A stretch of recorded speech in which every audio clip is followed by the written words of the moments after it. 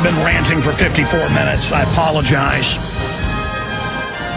I actually don't hate Rush Limbaugh. It upsets me to see him turned into just a complete vassal of the New World Order and so pathetic.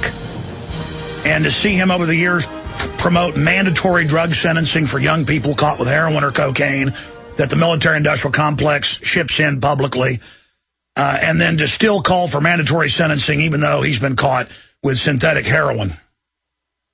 And I don't think he should get in trouble for his drug addiction problems. It's an addiction. It's a problem. But even after that, spot checking and listening, he still promotes mandatory drug war garbage. I mean, that is one evil piece of garbage right there. I'm sorry. That is just a sold-out blob of pus. All his money, all his power, getting off drug charges, doctor shopping over and over again. But he wants some 16-year-old kid caught with drugs to be thrown under the jail so that then that person comes out of prison, a hardcore criminal with 4 to 5 to 7 to 10 years of criminal education. You know, the media is all over the place saying, why is the gangster culture the new culture? Why are there so many kids raping and robbing and killing all over the Western world? Because Sumner Redstone and MTV and Hollywood sold it? And because kids that go to public schools get beat up by the gang members, so they join them out of fear? I didn't join them. I beat the living daylights out of them when I grew up in Dallas, but I was the exception. Most people got into it. There's a bunch of reports on that I'll get to later. Yes, America's culture is a prison culture. What do you think you learn at prison? How to be in the Aryan nations, how to be in the black group, the Hispanic groups. And what do the young middle-class kids learn how to do? They learn how to be punks.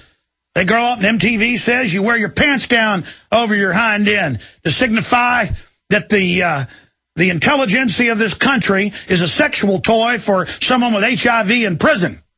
That's what a sick joke America is in Europe, and that's the yuppie parents that are even bigger sick jokes, teaching their kids to go ahead and go along with it. Parents said, oh, that's too cool for you. That's too old for you.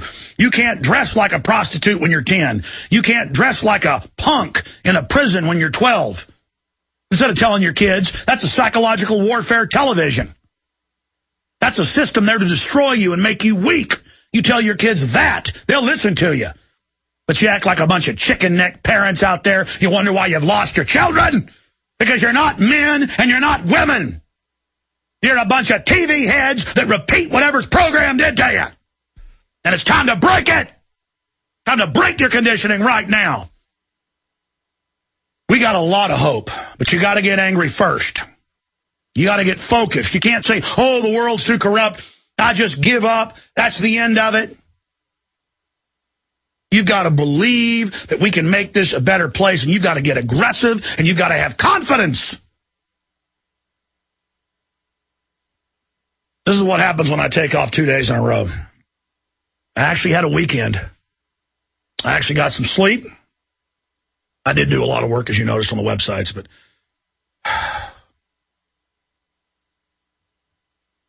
all right, you might want to know what the news is. We're going to come back and get into it. Establishment media admits conspiracy to ignore Ron Paul. Can't make that up. PrisonPlanet.com. Got the CNN clip where they admit it. Reuters elite edits Iowa poll. Reality, according to globalist agenda. They don't even mention Ron Paul. Neither does Politico.